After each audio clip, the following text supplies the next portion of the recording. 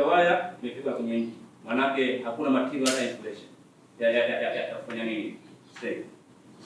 Kwa hiyo sasa hii waya kwa mfano ikitoka kwa LED basi ndio idiano kitu gani?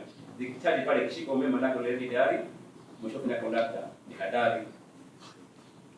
Au kwa mfano mtu akiacha ukado ile pale unasema kitu gani? Kwa hiyo maana yake ni vitu ambavyo kama comply standard kwa moja kama ile pale. Kwa hiyo hii katika concept kuna risk nyingi ambazo tunaweza tukaziface katika tunapokuwa site. Kwa maana hiyo ili uweze kukwepa maana hizi ajali, maana yake hata zile ajali ambazo tunakumbana nazo site au kosa uwezo near miss. Maana yake zile unatakiwa uzirekodi.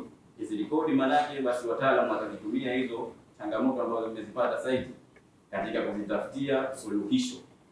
Ila wewe jinsi gani ya kuzikwepa maana yake hizo near misses and accident ambazo zinaweza zikajitokeza. Lakini vile vile kuna kufeli au late submission of report to respective authority. Lakini vile vile serikali haijatuachia kwamba hata mkipata matatizo kwamba mbakie nayo. Ziko taasisi ambazo zinatakiwa mripoti hizi kosa au pengine ajali ambazo zinatokea katika taasisi zetu.